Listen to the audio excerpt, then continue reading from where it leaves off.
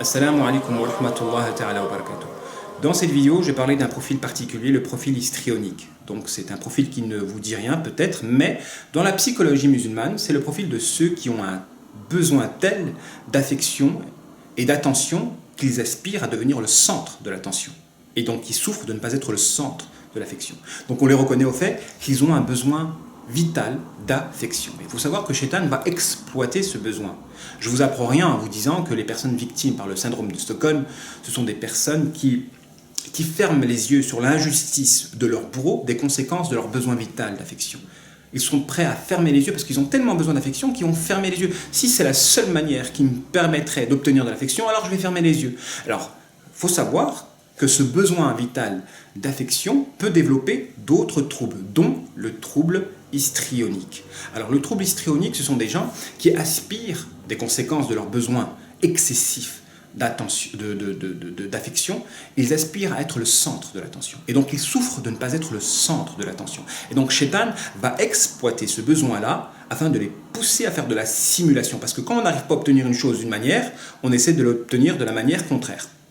Donc c'est pourquoi, à titre illustratif, quand vous êtes victime d'une personne qui vous aime passionnément, cette dernière aspire à obtenir de vous de l'amour. Mais à défaut de l'obtenir, elle va essayer de l'obtenir le sentiment contraire, donc de la haine. Quand vous avez quelqu'un qui vous aime passionnément, à défaut d'obtenir de votre part de l'amour, il va tenter de le faire moyennant des comportements négatifs afin d'obtenir de votre part de la haine. Et l'amour et la haine, en réalité, ce sont deux sentiments qui portent en eux de l'attention. De l'attention. Donc c'est pourquoi ces personnes-là, en tout cas ces personnes affectées par le trouble histrionique, ce sont des gens qui aspirent à obtenir de l'attention moyennant des comportements provoquants, séducteurs. Et quand ils n'y parviennent pas, par des comportements négatifs comme la simulation. On les reconnaît aussi au fait qu'ils sont très manipulables. Mais je vais m'arrêter sur la caractéristique de la simulation parce qu'il y a comme un pacte. Et c'est ça qui caractérise en tout cas la singularité du profil et du trouble. Il faut savoir que, et ça c'est là on rentre dans la psychologie musulmane, dans la thérapie musulmane, parce que là on fait intervenir le monde de l'invisible. Il faut savoir que Shaitan aspire à faire des pactes avec les humains. Alors quand on parle de pacte, on parle de donnant-donnant. Vous avez des pactes classiques, je réponds à l'un de tes vœux et en contrepartie tu fais un acte de shirk ou de kufr. Tu écrases le Coran ou tu fais un égorgement pour un autre qu'Allah subhanahu wa ta'ala. Bon bref, ça c'est la sorcellerie directe et consciente. Vous avez des personnes qui peuvent être complices avec le démon moyennant le fait de copuler avec des djinns et d'acquiescer cette copulation. Et ensuite, consécutivement, il va y avoir une déconnexion par rapport au monde réel pour vivre dans un monde virtuel. Généralement, c'est lié. Quand vous avez des personnes qui se font violer régulièrement par des djinns, ils ont une aptitude à se connecter avec le monde virtuel facile, aisée.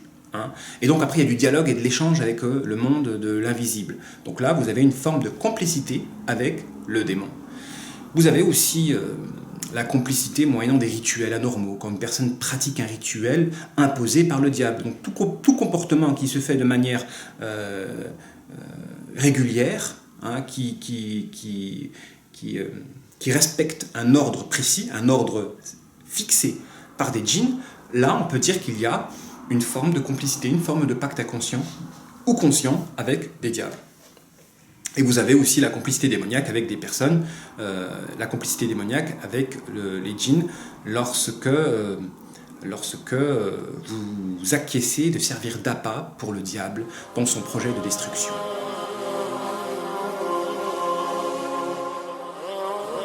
Et pour le cas qui nous concerne, le cas du trouble histrionique, en fait c'est une personne qui va pactiser avec le diable. Bon, souvent c'est de manière inconsciente, mais bon, vis-à-vis des dégâts, on peut dire qu'il y a de la conscience aussi.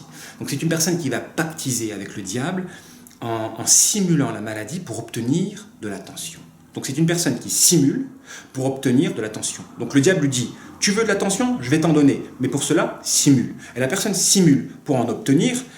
Qu'est-ce que le diable gagne? Le diable gagne destruction de la famille, dans le sens où toute la famille va être accaparés par le comportement de la personne affectée par le trouble histrionique, et donc jusqu'à ne plus vivre pour eux-mêmes, parce qu'une personne qui développe des symptômes et une maladie jusqu'à accaparer notre attention nous empêche de vivre. nous empêche de vivre, et ceci est un châtiment. Donc, Shaitan, par l'intermédiaire de la personne affectée par le trouble histrionique, aspire à déstabiliser la famille. Et qu'est-ce que la personne histrionique gagne? Son attention. Il faudrait juste préciser que ce type d'attention n'est pas une bonne attention, c'est une attention de contrainte, en réalité. Quand vous avez des personnes qui n'ont pas réussi à obtenir de l'affection volontaire, ils cherchent à obtenir de l'affection de contrainte. Ça, c'est un principe qui est très important. Quand vous avez des personnes qui n'ont pas réussi à obtenir de l'affection volontaire, ils aspirent à obtenir de l'affection de contrainte. Alors c'est pourquoi, en thérapie, il est fondamental de savoir distinguer quand est-ce qu'une personne simule, quand est-ce qu'une personne ne simule pas. C'est fondamental. Si le thérapeute ne sait pas distinguer une personne qui simule d'une personne qui ne simule pas, pour moi, ce n'est pas un bon thérapeute. Parce que vous savez que Shaitan aspire à parasiter. Il aspire à parasiter autant les thérapeutes en infiltrant l'équipe thérapeutique afin de corrompre par le haut, comme il peut aspirer à corrompre la thérapie par le bas, moyennant des faux fous et des fausses folles qui veulent se soigner, mais qui en réalité aspirent juste à prendre la place de ceux qui veulent réellement s'en sortir. Il faut savoir que parmi les faux fous et les fausses folles, vous avez ces gens qui simulent la maladie. Et de par cette simulation, aspirent soit à déstabiliser l'équipe thérapeutique, soit à parasiter, à empêcher les véritables malades de vouloir se soigner. Comme vous avez ces gens-là qui peuvent rentrer dans cette catégorie, la catégorie de ceux qui veulent guérir, mais qui ne veulent pas arrêter les agissements qui les ont rendus malades. Donc ils veulent les résultats sans les efforts. Ils veulent les résultats sans les efforts. Donc ce sont des gens qui, après avoir commis plein d'actes qui les ont rendus malades, veulent la guérison, mais sans arrêter ces agissements-là. Alors ils veulent l'argent du beurre et le beurre et l'argent du beurre. Ça existe énormément, ce type de personnes-là, et généralement ces gens-là ne font pas la distinction entre le thérapeute, le haki et le marabout. Pour eux, il n'y a pas de différence entre les trois catégories. Après avoir frappé à toutes les portes, ils vont se dire tiens, je vais tenter la thérapie, je vais tenter le haki, parce que j'ai tenté... ils ne font pas de distinction en réalité. Eux, ils veulent des résultats, ils ne veulent pas arrêter les agissements qui les ont rendus malades. Donc, il est important de savoir distinguer celui qui simule de celui qui ne simule pas, afin de gagner du temps et de ne pas renforcer le diable par notre propre thérapie. Et généralement, un bon thérapeute sait reconnaître la personne qui simule et la personne qui ne simule pas. Il faut savoir qu'il y a des lapsus, la conscience, par exemple, la lucidité. Quand vous avez une personne qui est très lucide avec des comportements anormaux, c'est contradictoire, en tout cas c'est un lapsus. Et la conscience, on la voit au regard. Généralement, en tout cas un bon profiler, juste au regard peut savoir si vous êtes possédé ou pas. Parce que le regard porte en lui l'intériorité. Il porte en lui l'intériorité. C'est pourquoi juste en regardant dans les yeux, on peut savoir si une personne est possédée ou pas. Donc quand vous avez une personne qui ne présente pas les signes d'une véritable possession, mais qui a le comportement externe de quelqu'un de possédé, vous pouvez vous dire qu'il y a de la simulation. Vous pouvez vous dire qu'il y a de la simulation. Alors ce qui est important, donc après il y a différentes manières qui nous permettent de déceler une personne qui simule, mais ce qui est important de savoir, c'est que le piège dans lequel ces gens-là peuvent tomber, c'est qu'à force de trop simuler, ils peuvent être enchaînés par leur propre simulation. Et ça, c'est fondamental de le savoir. Il faut savoir que si vous avez investi, parce que ces gens-là, en fait, les troubles histrioniques, ce sont des gens qui investissent dans la simulation pour obtenir de l'attention de contrainte. Alors, quand vous avez des gens qui investissent pour obtenir de l'affection et qui, au bout, se rendent compte qu'ils doivent reconnaître qu'ils ont simulé, c'est comme s'ils gaspillaient tout leur investissement. Alors mettez-vous à la place d'une personne qui, à l'échelle économique, a investi dans une maison et qui se heurte au fait d'abandonner justement cet achat. Il se dit non, il est coincé parce que j'ai investi autant, je ne peux pas faire marche arrière parce que ça me pousserait à gaspiller tout mon apport.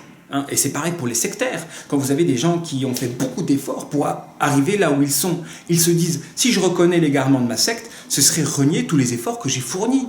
Et il y a plein de gens qui ne veulent pas renier les efforts qu'ils ont fournis parce que ça impliquerait le gaspillage de l'effort. Donc, en réalité, Ces gens-là peuvent être enchaînés par leur propre effort dû au fait qu'ils ne veulent pas admettre le gaspillage de toute l'énergie qui a été dépensée. Et il est là le cercle vicieux qui peut pousser certaines personnes à être enchaînées par leur propre simulation. À force de trop simuler, on ne peut plus s'arrêter de simuler. Jusqu'à véritablement développer des symptômes d'une personne folle. Il est là le danger. Alors à chaque fois que vous faites un pacte conscient ou inconscient avec le diable, il faut savoir que vous allez subir les conséquences de ce pacte-là. Vous, non seulement vous allez perdre l'affection que vous recherchiez auprès de votre famille, parce que c'est une affection de contrainte. Lorsque l'on aspire à obtenir de l'affection, il faut de l'affection de volonté. En fait, ces gens-là, ces personnes histrioniques, ils ressemblent à ces amoureux passionnels qui n'ont pas réussi à obtenir de l'amour, cherchent à obtenir de la haine. Parce qu'au fond, ils veulent de l'attention. Et comme ils n'ont pas réussi à l'obtenir moyennant le sentiment noble qu'est celui de l'amour, ils essaient de l'obtenir moyennant le sentiment négatif de la haine. Donc quand vous avez des gens qui veulent de l'affection, qui veulent de l'attention, et qui n'ont pas réussi à l'obtenir par la voie saine de l'amour, ils vont tenter de l'obtenir par la voie malsaine, moyennant la simulation qui peut déstabiliser l'entourage. Et donc ça arrive, ces gens-là qui font des crises devant tout le monde, qui commencent à faire... Ils se donnent un spectacle. C'est l'une des caractéristiques par lesquelles on les reconnaît. Ils ont un sens de théâtral. Ce sont des gens qui se donnent un spectacle, qui font des crises, etc. Mais ça, le thérapeute vigilant et agile doit remarquer qu'il y a une différence à opérer entre celui qui simule de celui qui est réellement malade. Parce que très généralement, celui qui simule peut vérifier les caractéristiques du trouble histrionique qui, en réalité, est un pacte inconscient avec le démon qui le pousse à simuler en vue d'obtenir de l'attention de contrainte. Et donc toute personne qui tombe dans le piège, en réalité, par sa thérapie et l'attention qu'il va donner, va renforcer le diable.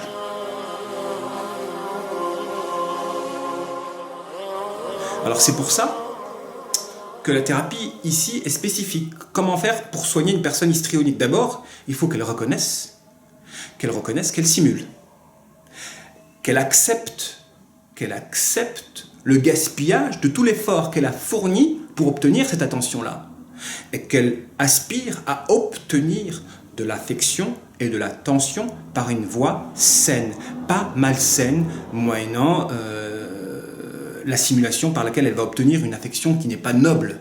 Cette affection et cette attention de contraindre. En réalité, c'est du mépris. Les gens sont obligés de donner de l'attention, mais en réalité, ils n'ont pas envie d'en donner, puisqu'ils le donnent malgré eux, puisque c'est au détriment de leur propre confort.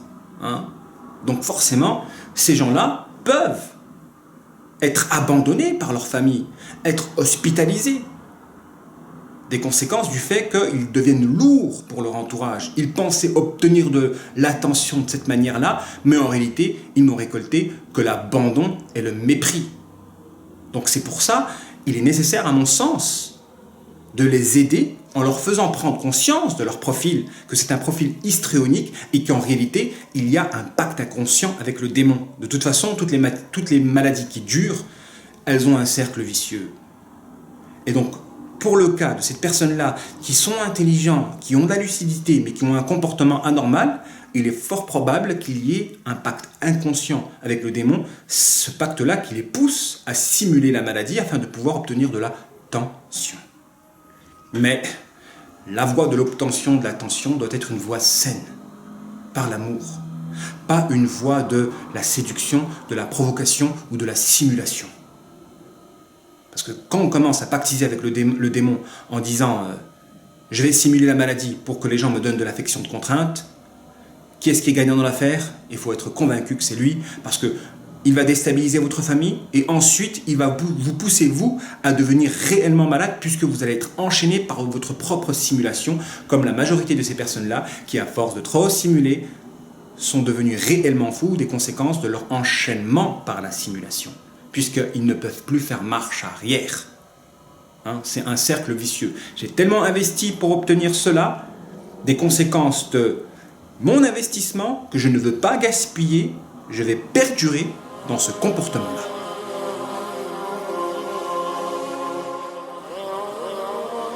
C'était important à mon sens de faire une vidéo sur ce thème-là pour aider les thérapeutes à ne pas tomber dans le piège de ces personnes qui simulent et qui parasitent la thérapie dans le sens où ils empêchent les véritables personnes, les véritables malades à vouloir s'en sortir. Ils parasitent la thérapie et ils peuvent renforcer le démon par l'attention qu'on leur donne.